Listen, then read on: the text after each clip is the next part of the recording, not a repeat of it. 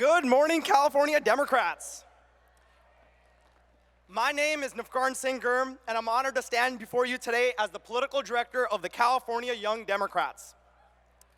More than that, I'm proud to be the son of the Central Valley and a product of the American dream, born to immigrant parents who believed in the promise of this great nation.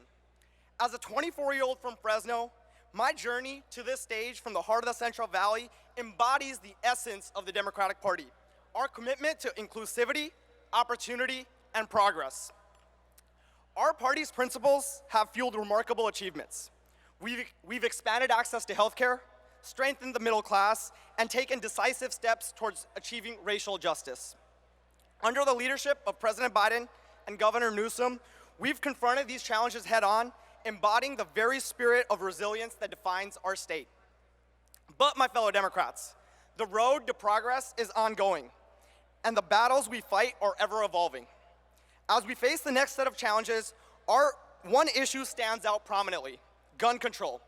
It is a cause that resonates deeply with young activists who are not only changing the conversation, but redefining the political landscape. Enter David Hogg, an exemplar of the power that young Democrats wield in catalyzing change. David, a survivor of the Douglas High School shooting, rose to prominence as a formidable force in the fight for gun control. Leading protests, marches, and impactful boycotts, David has become a symbol of courage, determination, and a relentless pursuit of justice.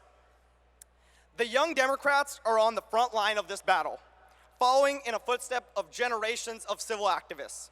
Together, we are rewriting the narrative, ensuring that our elected leaders are as bold and unwavering as the causes we champion.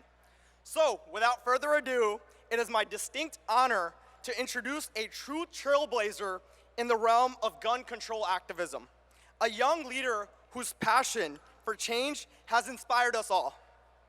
Please join me in welcoming David Hogg. Together,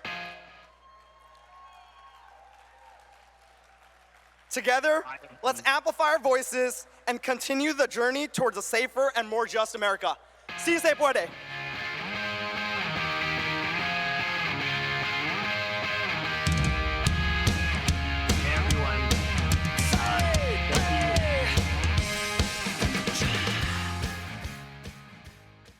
Hi, everyone.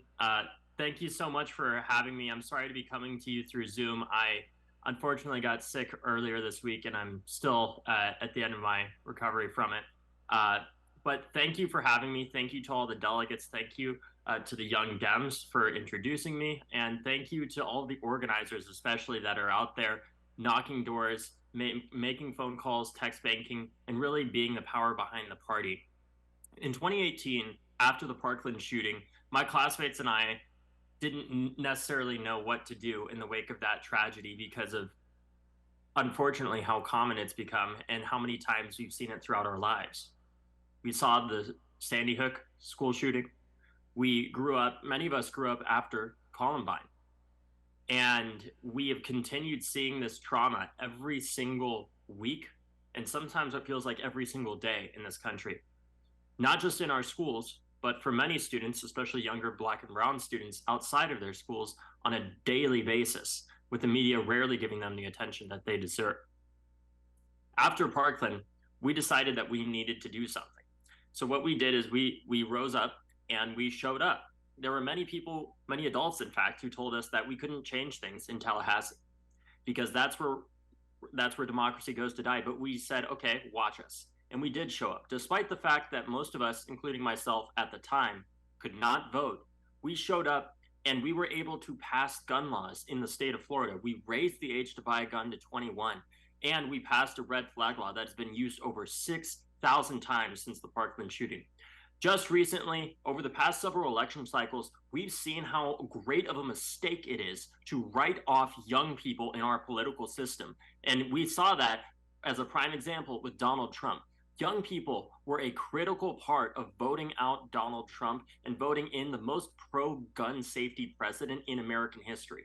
In the wake of Uvalde, we passed the first gun law in 30 years, a law that has now been applied hundreds of times to disarm people that were to prevent the sale of semi-automatic rifles to people under the age of 21 that were proven to be a risk to themselves or their communities.